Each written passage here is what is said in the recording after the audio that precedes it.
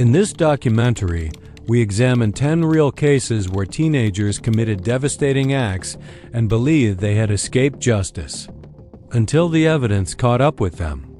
These stories are presented using verified court records and official reports, with respect for the victims and their families. Because in the end, the truth has a way of surfacing. 1. Alyssa Bustamante. In 2009, 15-year-old Alyssa Bustamante from Missouri took her 9-year-old neighbor Elizabeth Holton's life, shocking the rural community. Court-released journal entries detailed her battles with depression, self-harm thoughts, and feelings of isolation. Despite prior therapy sessions that highlighted gaps in consistent youth mental health care, national discussions followed on improving access to counseling for at-risk teens, including mandatory follow-ups. Tried as an adult, Bustamante pleaded guilty and received life imprisonment with parole eligibility after 35 years in 2012. Elizabeth's family has since championed child safety legislation, emphasizing community vigilance and ripple effects on survivors. 2. Michael Hernandez. In 2004, 14-year-old Michael Hernandez in Florida ended classmate Jaime Goff's life at school, prompting widespread scrutiny of campus safety protocols. Police seized notebooks revealed Hernandez's fixation on harmful fantasies, pointing to overlooked warning signs by educators and counselors despite behavioral changes noted by peers. The case accelerated adoption of standardized threat assessment tools and proactive school counseling programs nationwide. Convicted of first-degree murder and tried as an adult, he received life without parole and passed away in prison in 2021 from natural causes. Jaime's loved ones advocated for better mental health screenings, turning tragedy into calls for systemic change. 3. T.J. Lane. In 2012, 17-year-old T.J. Lane's actions at Chardon High School in Ohio claimed the lives of 3 students: Daniel Parrish, Russell King Jr., and Demetrius Hewlin, while injuring 3 others, forever altering the small town. Official reports documented Lane's chronic social isolation, bullying victimization, and disengagement from support systems, raising alarms about the need for anti-bullying initiatives and peer connection programs. The incident catalyzed federal school safety reforms, including training for armed resource officers and anonymous reporting hotlines.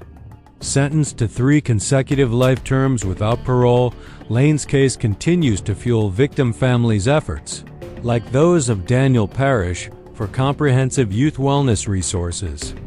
4. Vincent Parker.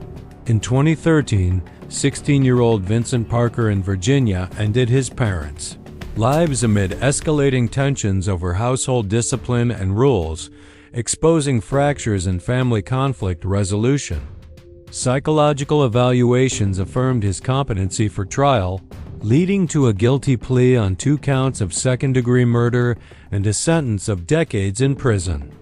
The tragedy spotlighted risks of unmanaged teen anger, promoting expanded access to family communication hotlines, parenting workshops, and de-escalation training. Local authorities reviewed intervention protocols post-case, influencing broader crisis support networks to prevent similar breakdowns in high-stress homes. 5. Nehemiah Grigo. In 2013, 15-year-old Nehemiah Grigo in New Mexico took the lives of 5 family members, including his parents and younger siblings, amid mounting personal stressors in their faith-centered home. Investigations uncovered evidence of deliberate planning, despite prior outreach to pastoral counselors, underscoring limitations in community-based mental health support for religious families. Grigo faces multiple life sentences with parole delayed under state laws.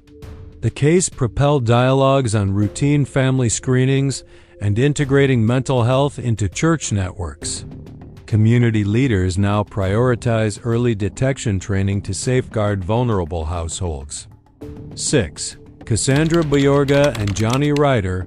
In 2017, 17-year-old Cassandra Bjorga and her boyfriend Johnny Ryder in Georgia ended the lives of her grandparents, who had raised them as dedicated caregivers amid rebellion and poor choices.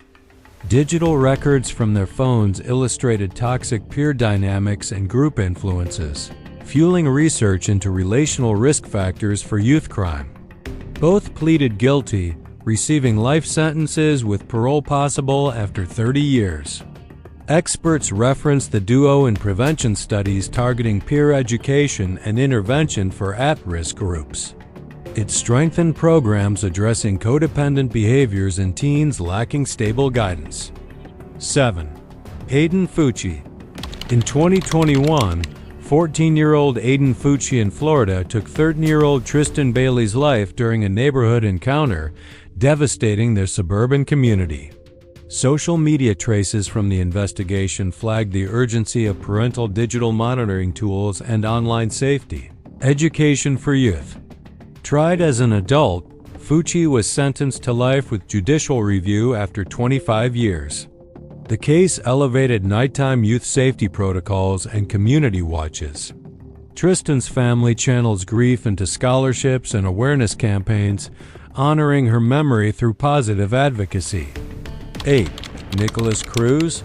In 2018, 19-year-old Nicholas Cruz's attack at Marjorie Stoneman Douglas High School in Florida claimed 17 lives and injured 17 more, exposing profound failures in threat tracking. Multiple prior alerts to mental health services, schools, and the FBI went unaddressed, igniting debates on coordinated response systems. Cruz pleaded guilty in 2021 to 34 counts, earning life without parole. Survivors like David Hogg and Cameron Kasky founded March for Our Lives, driving gun reform, mental health funding, and school security overhauls. Their activism exemplifies victim-led policy transformation. 9. Ethan Crumbley. In 2021, 15-year-old Ethan Crumbley's actions at Oxford High School in Michigan killed 4 students: Madison Baldwin, Tate Meyer, Hannah St. Juliana, and Justin Schilling, and injured 7 others, despite a concerning drawing shown to school staff prompting a parental conference. 10. Willard Miller and Jeremy Goodale. In 2021, 16-year-olds Willard Miller and Jeremy Goodale in Iowa took the life of their teacher, Nohima Graber, over academic grievances, ambushing her during community time and rallying public outrage for the beloved educator. Both pleaded guilty, receiving life with parole eligibility after 25 to 35 years.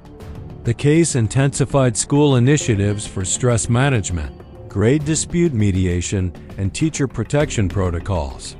Graber's immigrant advocacy legacy inspires ongoing reforms in educational equity and safety. These stories reveal recurring themes: untreated mental health signals like journals or drawings, family disconnects, peer pressures, and access vulnerabilities, each preventable with action. Demand universal school counseling, enforce secure storage, family screening tools, and community vigilance programs. Honor Elizabeth, Jaime, Daniel, Nohima, Tristan, and others by supporting Everytown for Gun Safety, NAMI, and Sandy Hook Promise.